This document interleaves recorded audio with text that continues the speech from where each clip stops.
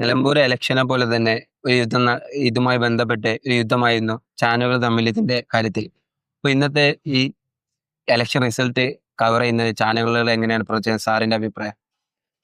ഈ ഇലക്ഷനുകളൊക്കെ തന്നെ വലിയ തോതിൽ ഒരു ഈവന്റ് ആക്കി മാറ്റുകയും ആ ഈവന്റ് ഒരു എന്റർടൈനിങ് ആക്കി മാറ്റുകയൊക്കെ ചെയ്യേണ്ട ഉത്തരവാദിത്തം അവർ ഏറ്റെടുത്തിട്ടുണ്ട്. ഒന്ന് ചാനലുകൾ. പിന്നെ രണ്ടാമത്തെ കാര്യം എന്ന് പറയുന്നത്, ഇപ്പൊ യഥാർത്ഥത്തിൽ ഇന്ന് രാവിലെ ഇപ്പൊ ഞാൻ ഏതാണ്ട് ഒരു 5 മണി 6 മണി പോലെ ചാനൽ കാണാൻ തുടങ്ങിയ ഒരാളാണ്. 5 മണി പോലെ കൃത്യമായിട്ട് കണ്ടില്ല, പക്ഷെ 6 മണി പോലെ ഞാൻ കൃത്യമായിട്ട് ചാനലുകൾ കണ്ട ഒരാളാണ്. അപ്പൊ അതിൽ ഷിബിലി വലിയ നേട്ടമുണ്ടാക്കിയത് റിപ്പോർട്ടർ TV ആണ്, ഒരു സംശയമില്ല. കാരണം ഞാനിപ്പോൾ 10 മണിക്ക് അവരുടെ ചാനൽ നോക്കുമ്പോൾ അവരുടെ ചാനൽ യൂട്യൂബിലെ ലൈവ് വ്യൂവേഴ്സിന്റെ എണ്ണം 3.5 ലക്ഷത്തോളമാണ്. പക്ഷേ ഇതിന്റെ ഏറ്റവും വലിയ പ്രധാനപ്പെട്ട വിഷയം 8 മണിക്ക് നോക്കുമ്പോൾ അവർ തന്നെയാണ് മുൻപിൽ നിൽക്കുന്നത്. അപ്പൊ ഇതിലൊരു വിഷയം എന്ന് പറയുന്നത്, ഇവർ ഈ വഴിക്കടവ് പഞ്ചായത്തിലെ റിസൾട്ട് ഇങ്ങനെ എണ്ണിക്കൊണ്ടിരിക്കുമ്പോൾ അവര് വലിയ തോതിൽ കൃത്യമായിട്ടുള്ള ഉദ്യോഗം നിലനിർത്താൻ ശ്രമിക്കുന്നുണ്ട്. അത് ചെയ്യുന്നതിന് തെറ്റൊന്നുമില്ല, പറയുന്നത് കറക്റ്റാണ്. കാരണം ചില ബൂത്തുകളിൽ LDF മുന്നേറുന്നു, ഇതൊരു ആബ്സല്യൂട്ട് വിജയമായിട്ടില്ല, നിങ്ങൾ പോകാൻ വരട്ടെ എന്നൊക്കെയാണ് എന്ത് ചെയ്യുന്നത് പ്രേക്ഷകരോട് പറയുന്നത്. ഇപ്പൊ നമ്മളൊരു ഏകപക്ഷീയമായ ഒരു വിജയമാണെങ്കിൽ പെട്ടെന്ന് ആളുകൾ അങ്ങോട്ട് എഴുന്നേറ്റ് പോകും. അപ്പൊ അതൊക്കെ ഇല്ലാതിരിക്കാൻ വേണ്ടി ഇവർ നിർത്തുന്നുണ്ട്. പക്ഷെ ഈ ട്രെൻഡ് എന്ന് പറഞ്ഞാൽ എല്ലാ 3-4 പേര് കൂടി ഇന്ന് അലറി വിളിക്കുക, ഓരോ സൈഡ് പിടിക്കുക എന്നൊക്കെ പറയുന്നത് നമുക്കൊരു ഹരം ഉണ്ടാക്കുന്ന കാര്യം തന്നെയാണ്. തീർച്ചയായിട്ടും ഇപ്പൊ ഫുട്ബോൾ മാച്ച് കാണുക എന്നുള്ളത് രാജീവ് ഗാന്ധി ഇൻഡോർ സ്റ്റേഡിയത്തിൽ ചെന്ന് കാണുമ്പോൾ നമുക്കൊരു ഹരം ഉണ്ടാവും. അതേസമയം വീട്ടിൽ നിന്ന് കാണുമ്പോൾ അത്തരത്തിലുള്ള ഒരു ഹരം ഉണ്ടാവില്ല. അപ്പൊ ആ ഹരം ഉണ്ടാക്കുക എന്നൊക്കെയുള്ളത് എല്ലാ കാലത്തും ചെയ്തിട്ടുണ്ട്. പക്ഷെ ഇപ്പൊ നമ്മുടെ ചാനലുകൾ കുറച്ചുകൂടി കൂടുതലാണ്. ആദ്യം ഷിബിലിക്കൊക്കെ ഓർമ്മ ഉണ്ടാവില്ല, ദൂരദർശനിൽ ഇങ്ങനെ വടിവത്ത രീതിയിൽ നിന്ന് വായിച്ചിരുന്നു. പിന്നെ അത് കുറച്ചുകൂടി റിലാക്സ്ഡ് ആയിട്ട് വായിക്കാൻ ഏഷ്യാനെറ്റ് വന്നപ്പോൾ തുടങ്ങി. പിന്നെ അതിലൊരു വലിയ ടേണിംഗ് പോയിന്റ് കൊണ്ടുവന്നത് ശ്രീകണ്ഠൻ നായരാണ്. അദ്ദേഹം ഇപ്പൊ പലപ്പോഴും കോമഡിയായി ട്രോൾ ചെയ്യപ്പെട്ടിട്ടുണ്ട്. അതായത് സുനിത വില്യംസിന് അദ്ദേഹം ഇന്റർവ്യൂ ചെയ്ത് എങ്ങനെയായിരിക്കും, വില്ലേജ് ചായന് സുഖമാണോ, വീട്ടിൽ കഞ്ഞിയും കറിയൊക്കെ ഉണ്ടാക്കുന്ന അപ്പോൾ ആരാണെന്നൊക്കെ ചോദിക്കും എന്ന് പറയുന്ന ട്രോളുകളൊക്കെ വന്നിട്ടുണ്ട്. അപ്പൊ അത്തരത്തിൽ ഇതിന്റെ ഒരു കുറച്ചുകൂടി ലളിതവൽക്കരിച്ച് ന്യൂസ് കാണുന്ന ആളുകളെ മാത്രമല്ല, ഇത് കുറച്ചുകൂടി ഒരു എന്റർടൈനിങ് ആക്കി മാറ്റിക്കൊണ്ട് കൂടുതൽ ആളുകളെ ആകർഷിക്കാനുള്ള ഒരു ശ്രമമാണ് അവർ നടത്തിക്കൊണ്ടിരുന്നത്. അപ്പൊ അതിൽ വിജയിച്ചിട്ടുള്ളത് തീർച്ചയായിട്ടും ഇത്തവണ റിപ്പോർട്ടർ ചാനലാണ്. ഞാനിപ്പോൾ ചില കണക്കുകൾ ഷിബിലിയോട് പറയാം. 10 മണിക്ക് ഞാൻ കൃത്യമായിട്ട് ഇതിന്റെ കണക്കുകൾ എടുത്തിരുന്നു. കണക്കുകൾ നോക്കുമ്പോൾ റിപ്പോർട്ടർ ചാനൽ 3.5 ലക്ഷം പേര് കണ്ടുകൊണ്ടിരിക്കുകയാണ്. 24 ന്യൂസ് 1.9 ലക്ഷം പേര് കണ്ടുകൊണ്ടിരിക്കുകയാണ്. ഏഷ്യാനെറ്റ് 84K ആണ്, 84,000 പേരാണ് കണ്ടുകൊണ്ടിരിക്കുന്നത്. മനോരമ 66,000 പേരാണ്. മാതൃഭൂമി 15,500 ആണ്. പിന്നെ ന്യൂസ് 18 2,800 പേരാണ് ലൈവായിട്ട് 10 മണിക്ക് കണ്ടുകൊണ്ടിരിക്കുന്നത്. അപ്പൊ അതുകൊണ്ട് നിശ്ചയമായിട്ടും വലിയ തോതിലുള്ള ഒരു മുന്നേറ്റം റിപ്പോർട്ടർ ചാനലുണ്ടായിരുന്നു. റിപ്പോർട്ടറിന്റെ ഏറ്റവും വലിയ കാര്യം എന്ന് പറയുന്നത്, ഒന്ന് അവതാരകരൊക്കെ തന്നെ നല്ല എനർജറ്റിക് ആയി പറയുന്ന ആളുകളാണ്. ഇപ്പൊ സ്മൃതി പരുത്തിക്കാടാണെങ്കിലും അരുൺകുമാർ ആണെങ്കിലും ഒക്കെ തന്നെ, സുജയ പാർവതിക്കാണെങ്കിലും അങ്ങനെ പറയുന്നതാണ്. പിന്നെ തമ്മിലുള്ള കളിയാക്കലുകളും നെയ്യപ്പം പോലെയുള്ള, അതായത് VV കൊടുത്തുകൊണ്ട് നെയ്യപ്പാണെന്ന് തോന്നുന്നത് നെയ്യപ്പം കടിക്കുന്നതൊക്കെ ആളുകൾക്കൊരു എന്റർടൈൻമെന്റ് ഉണ്ടാക്കുക എന്നുള്ള കാര്യത്തിൽ സംശയമില്ല. 2020 മാച്ചായിട്ടാണ് അവരിത് അവതരിപ്പിക്കുന്നത്, ഒരു ഈവന്റ് ആയിട്ടാണ് അവർ ബോധപൂർവം ചെയ്യുന്നതാണ്. അപ്പൊ അതിന്റെയൊക്കെ ഇപ്പൊ കഴിഞ്ഞ തവണ തന്നെ ഒരു മീറ്റ് ദ എഡിറ്റേഴ്സ് കഴിഞ്ഞപ്പോ അരുൺകുമാർ മറ്റേ ലാസ്റ്റ് എത്തതിൽ പിടിച്ചു അല്ലേ എന്ന് ജിമ്മി ചോദിക്കുന്നുണ്ട് അരുൺകുമാറോട്. അതായത് ലാസ്റ്റ് എത്തതിൽ അരുൺകുമാർ ഭയങ്കര മറ്റേ ഭാരതാംബയെ കുറിച്ചുള്ള തർക്കത്തിൽ സുജയ് ഒന്ന് തകർത്തടിച്ചിട്ടുണ്ടായിരുന്നു. അപ്പൊ അങ്ങനെ അടിച്ചതിന് ശേഷം പെട്ടെന്ന് ഒരു ഷോ അറിയാതെ വന്നുപോയി എന്ന് പറഞ്ഞാൽ ഷിബിലി അറിയേണ്ടത്, രാഷ്ട്രത്തിൽ പിടിച്ച് കയറിയല്ലേ എന്ന് ജിമ്മി ചോദിക്കുമ്പോഴത്തേക്കും അരുൺകുമാർ എന്നിട്ട് ഇങ്ങനെ ഇടിച്ചിട്ട് എന്തോ കാണിക്കുന്ന നമുക്ക് കാണാം.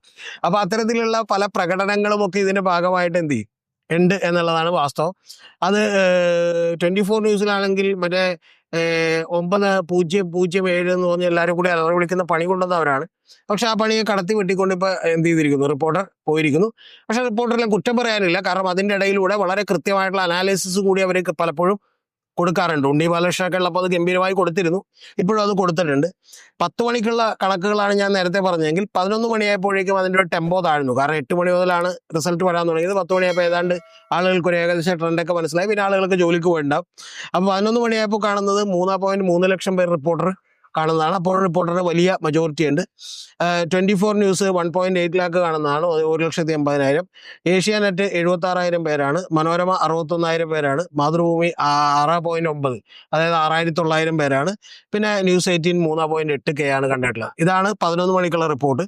ഇനി 12 മണിക്കുള്ള റിപ്പോർട്ട് എന്ന് പറയുന്നത് കുറച്ചുകൂടി കുറഞ്ഞു. റിപ്പോർട്ടർ ചാനൽ 2.1 ലക്ഷം പേരാണ്. 24 1.6 ലക്ഷം പേരാണ് ലൈവായി കണ്ടുകൊണ്ടിരുന്നത്. ഏഷ്യാനെറ്റ് 66,000 പേരാണ്. മനോരമ 12,000 പേരായി കുറഞ്ഞു. മാതൃഭൂമി വീണ്ടും 9,300 ന്യൂസ് 18 ഒരു 1,300 പേരായിട്ട് എന്ത് ചെയ്തു, കുറഞ്ഞു. അപ്പൊ ഇനി മറ്റൊരു കാര്യം കൂടി പറയണ്ട, ഇതെല്ലാം തന്നെ മിക്കവാറും മൊബൈൽ ഉപയോഗിക്കുന്ന യാത്ര ചെയ്യുന്ന കുറച്ചുകൂടി ഒരു താരതമ്യേന യങ്സ്റ്റേഴ്സ് ഒക്കെ പറഞ്ഞാൽ ഒരു 40-45 വയസ്സ് വരെയുള്ളവരൊക്കെ ഈ കൂട്ടത്തിൽ പെടും. അത്തരത്തിലുള്ള ആളുകളായിരിക്കും ഇത് കൂടുതലായിട്ടും കണ്ടുണ്ടാവുക. റേറ്റിംഗിൽ ഞാൻ വിചാരിക്കുന്നത് ഏഷ്യാനെറ്റ് കഴിഞ്ഞ ആഴ്ച അവരുടെ റേറ്റിംഗ് തിരിച്ചു പിടിച്ചിട്ടുണ്ട്. റിപ്പോർട്ടറിന്റെ മുമ്പിൽ വന്ന് 3-4 ആഴ്ചകളിൽ റിപ്പോർട്ടർ മുമ്പിലായിരുന്നു, പക്ഷെ അവർ വീണ്ടും തിരിച്ച് വന്നിട്ടുണ്ട്.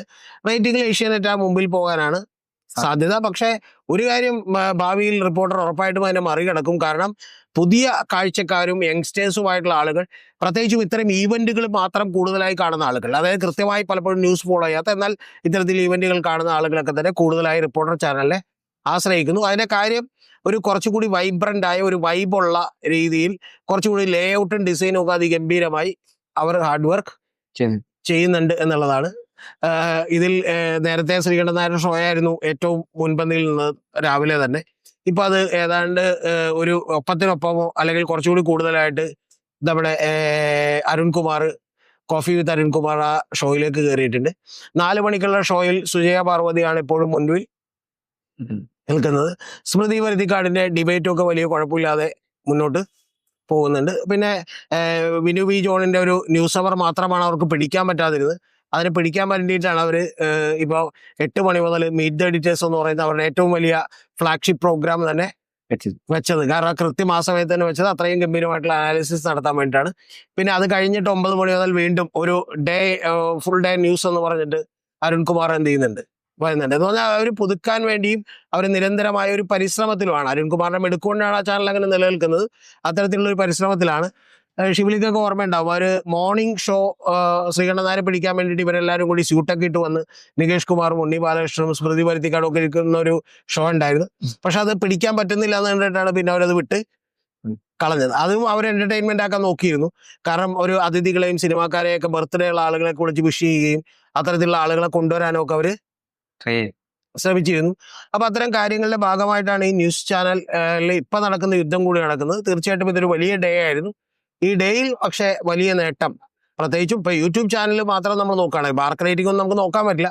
അതൊന്നും അത്രത്തോളം കൃത്യമാണെന്ന് ഞാൻ വിചാരിക്കുന്നില്ല. കാരണം കേരളത്തിലാകെ 1400 വീടുകളിലാണ് ഈ സാധനം ഇൻസ്റ്റാൾ ചെയ്തിട്ടുള്ളത്. അതിന്റെ സാമ്പിൾ സ്പേസിൽ നിന്നാണ് ഇവർ കൃത്യമായിട്ട് ഈ വിവരങ്ങളിലേക്കൊക്കെ എത്തുന്നത്. പക്ഷെ ഞാൻ വിചാരിക്കുന്നത് ഇത് ഗംഭീരമായിട്ടുള്ളൊരു നേട്ടം. അതായത് സാധാരണ ചാനലുകളൊക്കെ കാണുന്നതിനേക്കാൾ ഒരിരട്ടിയോളം, ഏതാണ്ട് ഇപ്പോൾ 1,90,000 പേര് 24 ന്യൂസ് കാണുമ്പോൾ 3.5 ലക്ഷം പേരാണ് ഈ പറയുന്ന ചാനൽ റിപ്പോർട്ടർ ചാനൽ കണ്ടിട്ടുള്ളത്. അതുകൊണ്ട് ഗംഭീരമായിട്ടുള്ള ഒരു നേട്ടമാണ് അവർക്ക് ഉണ്ടായിട്ടുള്ളത്. പക്ഷെ അതിന്റെ പ്രശ്നം എന്താണെന്ന് വെച്ചിട്ടുണ്ടെങ്കിൽ ഇനി ഇപ്പൊ മനോരമയും മാതൃഭൂമിയൊക്കെ കുറച്ചുകൂടി ഡീസൻ്റായി കാര്യങ്ങൾ അവതരിപ്പിച്ചുകൊണ്ടിരുന്ന ആളുകളാണ്. ഇനി അവരുമൊക്കെ ഇത്തരത്തിലുള്ളൊരു വൈബ്രന്റ് ആയിട്ടുള്ള മോഡിലേക്കും ആർപ്പുളിക്കുന്ന ലെവലിലേക്കും ഒക്കെ മാറും എന്നുള്ള കാര്യം കുറച്ച് ബുദ്ധിമുട്ടുണ്ടാക്കുന്ന കാര്യമാണ്. പക്ഷെ തടയാനൊന്നും വേറെ വഴി ഇല്ല.